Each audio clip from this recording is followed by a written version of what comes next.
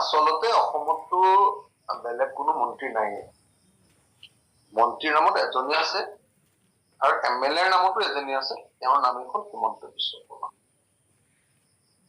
অসম চৰকাৰখন যদিও অসম চৰকাৰ বুলি কয়, এইটো হ'ল HPS কোম্পানী প্ৰাইভেট লিমিটেডৰ সম্পদ। হিমন্ত বিশ্ব শৰ্মা প্ৰাইভেট লিমিটেড যিটো সেই প্ৰাইভেট লিমিটেডৰ সম্পত্তিৰ বাহিৰে আমি তো তেওঁৰ হাততে গৃহ দপ্তৰ, তেওঁৰ হাততে আপোনাৰ আপোনালোকে সকলোৱে দেখিছে ইম্পৰ্টেণ্ট গোটেই PWD ডিপাৰ্টমেণ্ট, তেওঁৰ হাততে আকৌ স্বাস্থ্যটোও ল'লে আৰু এটাই ডিপাৰ্টমেণ্ট আছে আৰু শিক্ষাটো তেওঁ লৈ ল'লে, কমপ্লিট হৈ যায় আৰু আমি যাক হিটলাৰ বুলি কওঁ নহয়। এনেও কেশৱ মহন্ত ডাঙৰীয়া নামতহে স্বাস্থ্যমন্ত্ৰী আছিলে, সব ডিপাৰ্টমেণ্টৰ ঠিকা টুকুলিৰ পৰা তৰফৰ ছাপ্লাইৰ পৰা বিল্ডিং বনোৱালৈকে সব বিলাকৰ ভাগবিলাক সব বিলাকৰ দায়িত্ববিলাক সব হিমন্ত বিশ্ব শৰ্মাৰে আছে। আচলতে অসম গণ পৰিষদটোক এনেকুৱাকে মানে অপমান কৰিছে বাৰম্বাৰ। স্বাস্থ্যৰ দৰে এটা গুৰুত্বপূৰ্ণ বিভাগ, স্বাস্থ্যৰ দৰে অত্যন্ত চেঞ্চিটিভ এটা বিভাগ, সেই বিভাগটোতো আমি কেশৱ মহন্তক সক্ৰিয়ভাৱে কাম কৰি থকা দেখিছিলো। কেশৱ মহন্তৰ লগত আমাৰ শিৱসাগৰৰ কেইবাটাও খণ্ডৰ স্বাস্থ্য খণ্ডৰ কেইবাটাও বিষয়ক লৈ আমাৰ আলোচনা হৈ আছিলে, কেইবাটাও কাম আগবঢ়াই আছিলে। হঠাতে তেওঁ কেশৱ মহন্তক আঁতৰাই দিলে। বোধহয় JP নাড্ডা আহিছে, এতিয়া অলপ ডাঙৰ ডাঙৰ প্ৰজেক্ট আনিব পাৰিব, কমিশ্যনটো বেছি ভাল হ'ব বোধহয়, সেইকাৰণে স্বাস্থ্য বিভাগটো আৰু লৈ থলে বেছি ভাল হয় তেওঁৰ কাৰণে।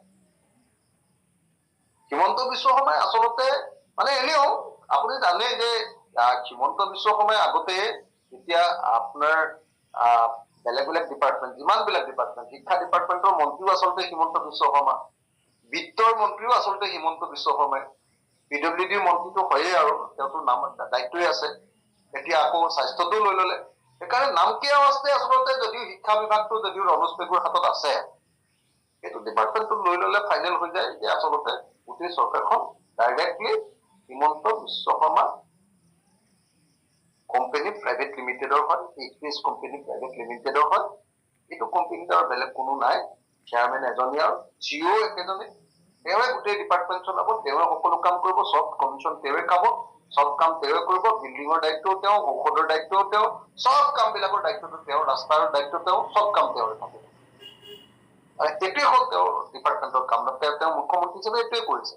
মোৰ দুৰ্ভাগ্য এইটো যে মই কি কম আৰু, সহানুভূতি দেখুৱাৰ বাহিৰেতো আপুনি সুধিছে এতিয়া, কিন্তু কেশৱ মহন্তক সহানুভূতি দেখুৱাৰ বাহিৰেতো বেলেগ কোনো কি কাম কৰিম কওক। অসম গণ পৰিষদ বোলা বস্তুটোতো ইতিমধ্যে দেশ বুজিয়ে হ'ল, এইটোতো মৃতদেহ এটা। ইতিমধ্যে অতুল বৰা ডাঙৰীয়া আৰু কেশৱ মহন্ত ইতিমধ্যে AGP-টোক হেৰিয়াত নিজৰ দিয়ে দিলে, Himanta Biswa Sarma and company private লিমিটেডক নিজৰ দিয়ে দিলে। এতিয়া নিজৰ যেতিয়া দি দিলে, গতিকে এনেনো নাম কিয় আছে, কেলে খেল ডিপাৰ্টমেণ্টটো ৰাখে, গতিকে খেল ডিপাৰ্টমেণ্টটো লৈ থৈ দিলে আৰু লৈ থোৱাৰ পিছতো আৰু অসম গণ পৰিষদে এটাও মাত মাতিব নোৱাৰি আছে। অসম গণ পৰিষদে এইটো কলিজাই নাই। গতিকে মই ভাবো যে কেশৱ মহন্ত ডাঙৰীয়া অপমান কৰিছে, অসম গণ পৰিষদ দলক সম্পূৰ্ণৰূপে অপমান কৰিছে, আৰু অসম গণ পৰিষদ দলৰ সভাপতি, কাৰ্যকৰী সভাপতি আৰু দলৰ কেন্দ্ৰীয় বিষয়ববীয়াবিলাকৰ যদি আত্মসন্মান বোধ আছে, তেতিয়াহ'লে মই ভাবো যে অতি সোনকালে তেওঁলোকে ইয়াৰ প্ৰতিবাদ কৰা দৰকাৰ, কেশৱ মহন্ত গৰজি উঠা দৰকাৰ, অতুল বৰা গৰজি উঠা দৰকাৰ, অসম গণ পৰিষদৰ লিডাৰ বিলাক গৰজি উঠা দৰকাৰ, আৰু লিডাৰে যদি নামাতে তেতিয়াহ'লে অসম গণ পৰিষদৰ সমৰ্থক বিলাকে ইয়াৰ প্ৰতিবাদ কৰা উচিত।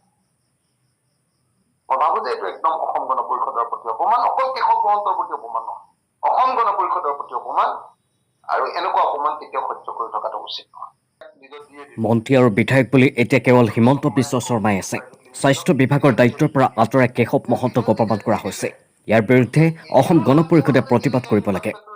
মন্ত্ৰীসভাৰ সাল সলনিক লৈ এই প্ৰতিক্ৰিয়া প্ৰকাশ কৰিছে বিধায়ক অখিল গগৈয়ে। নিউজ ডেস্ক ৰিপৰ্ট, দৈনিক অসম।